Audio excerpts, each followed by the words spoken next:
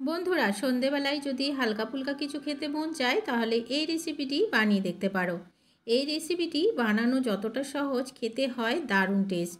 বাড়িতে থাকা কয়েকটা জিনিস দিয়েই এই রেসিপিটি তৈরি হয়ে যাবে, আর সবজিতে থাকবে ভরপুর। বাচ্চা থেকে বড় সবারই ভীষণ ভালো লাগবে আজকের এই রেসিপিটি, আশা করছি। নমস্কার বন্ধুরা, নন্দিনী সিম্পল কুকের আরও একটি পর্বে আপনাদের সবাইকে জানাচ্ছি স্বাগত। তাহলে আর দেরি না করে চলুন এই দারুণ স্বাদের রেসিপিটি দেখে নেওয়া যাক। পুরো ভিডিওটা দেখার অনুরোধ রইল বন্ধুরা। যদি ভালো লাগে একটা ছোট্ট রিকোয়েস্ট রইল, একটি লাইক শেয়ার সাবস্ক্রাইব করে আমার চ্যানেলটির পাশে থাকবেন। আজকের এই রেসিপিটি তৈরি করার জন্য প্রথম আমি এদিকে নিয়েছি 2 টুকরো লাউকে আমি কেটে দুভাগ করে নিয়েছি আর খোসা ছাড়িয়ে ধুয়ে পরিষ্কার করে নিয়েছি। এবারে এই লাউগুলোকে আমি গ্রেট করে নেব, আর একটু বড় করে গ্রেট করে নেব।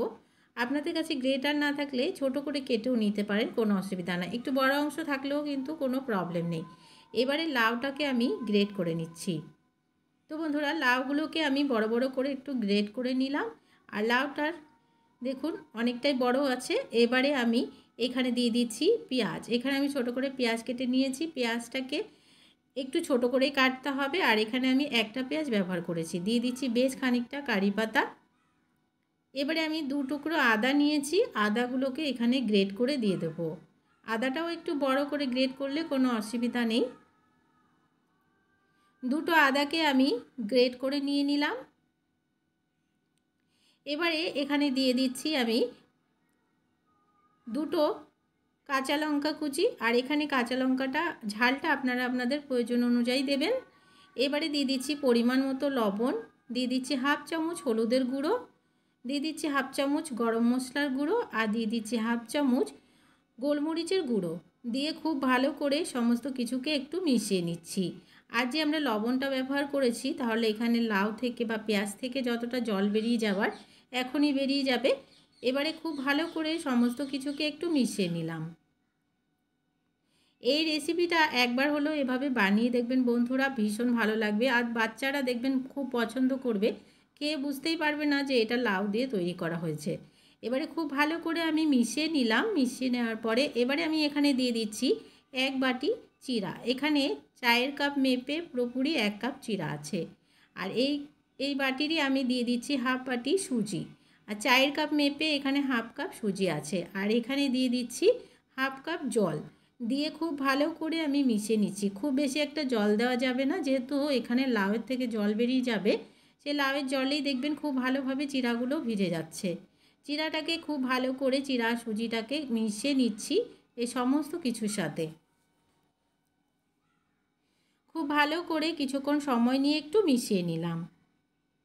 এবারে মিশিয়ে নেওয়ার পরে খুব ভালো করে একটু হাতের সাহায্যে আমি চটকে মেখে নিয়েছি। তো দেখুন চিরাটা খুব ভালোভাবেই একদমই ভেঙে সফট হয়ে গেছে। এবারে ঢাকা দিয়ে রেখে দিচ্ছি 5 মিনিটের জন্য। 5 মিনিট পরে আবারও ফিরে এলাম। তো বন্ধুরা দেখুন সমস্ত কিছু কিন্তু খুব ভালোভাবে একদমই সফট হয়ে গেছে, চিরাটাও আর সুজিটাও। আর খুব ভালোভাবে রেডি হয়ে গেছে ব্যাটারটাও। আর এখানে কোনো রকম জল বা কোনো কিছুর প্রয়োজন নেই। এবারে আমি এখানে দিয়ে দিচ্ছি বেশ খানিকটা ধনেপাতা। ধনেপাতাটা দিয়ে আবারও খুব ভালো করে একটু মিশিয়ে নিচ্ছি। ধনেপাতাটা একদমই পরে দিতে হবে, নাহলে ধনেপাতার যে একটা ভালো ফ্লেভার থাকে সেটা একদমই নষ্ট হয়ে যাবে। এবারে এদিকে আমি তেল গরম হতে বসিয়ে দিয়েছিলাম ফ্রাইং প্যানে।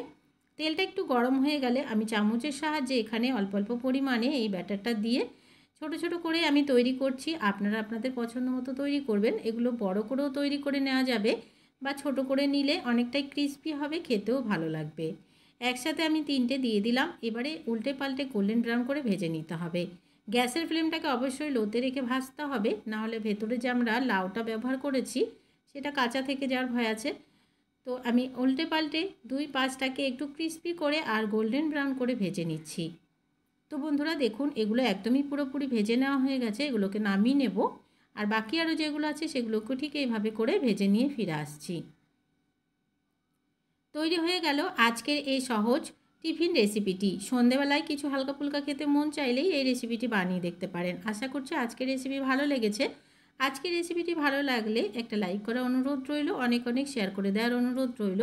নতুন বন্ধু আমার চ্যানেলে নতুন এসে থাকলে আমার চ্যানেলটিকে সাবস্ক্রাইব করে পাশে থাকা বেল আইকনটাকে প্রেস করে অল বাটনে ক্লিক করতে ভুলবেন না। এ ধরনের রান্নার নোটিফিকেশনগুলো সবার আগে আপনাদের কাছে পৌঁছে যাওয়ার জন্য। আর আজকের রেসিপিটি কেমন লাগলো কমেন্টস করে জানাতে কিন্তু ভুলবেন না বন্ধুরা। এই রেসিপিটি দেখতে যতটা সুন্দর, খেতেও কিন্তু ঠিক ততটাই টেস্টি হয়।